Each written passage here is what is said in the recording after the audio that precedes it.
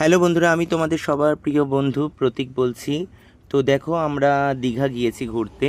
তো সেই উপলক্ষে আমি তোমাদের কাছে এই ভিডিওটা আনছি বন্ধুরা। তো আমরা কালো সোনা বাসে করে দীঘা গিয়েছি। তো বাসটা ছাড়ে হচ্ছে এসপ্ল্যানেড থেকে। এক্স্যাক্টলি 12:30টার সময় আমাদের বাসের টাইম ছিল।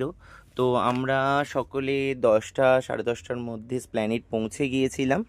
তো ওখানে গিয়ে একটু খাওয়া দাওয়া করে নিয়েছি, রাতের ডিনার করার পরে আমরা বাসে উঠে আমরা কালুসোনা বাসে করে দীঘা গিয়েছি। তো তার আগে কিছু ভিডিও তুলেছিলাম বাসটার সামনে।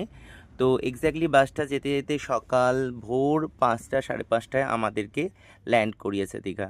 তো আমাদের এক্স্যাক্টলি হোটেলের টাইম ছিল 10টা। তো তার আগে একটু সকালবেলা দীঘার সমুদ্রের পাশটা চারিপাশটা ঘুরে নিয়েছি। তো ভালো লাগলো সকালের যে সুন্দর মুগ্ধ পরিবেশ, তারপরে সূর্য উদয় হওয়ার যে দৃশ্য না দেখলে মিস করতাম। তো সমুদ্রের একটা প্রকৃতির দৃশ্য, এই দৃশ্য দেখাটা সবার পক্ষেই ভালো। আমারও ভালো লেগেছে, খুব সুন্দর একটা পরিবেশ। দীঘায় না গেলে জানতেই পারতাম না। তো বন্ধুরা, তোমরা সকলে দীঘায় যেও, খুব ভালো জায়গা।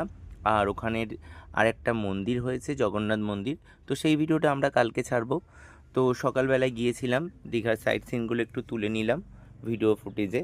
তারপরে আমরা হোটেলে গেছিলাম। হোটেলে গিয়ে ড্রেস ছেড়ে আমরা সমুদ্র সৈকতে স্নান করতে এসেছিলাম। আমরা ফ্যামিলি মেম্বাররাই সকলে গিয়েছি।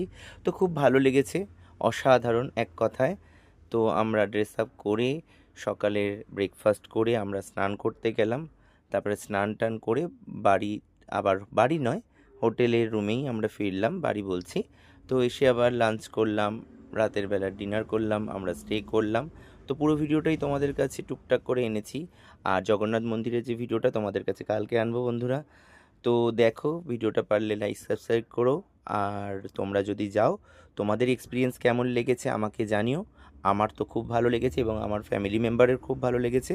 তো তোমরা ভালো থাকো, সুস্থ থাকো, ভগবান সকলের মঙ্গল।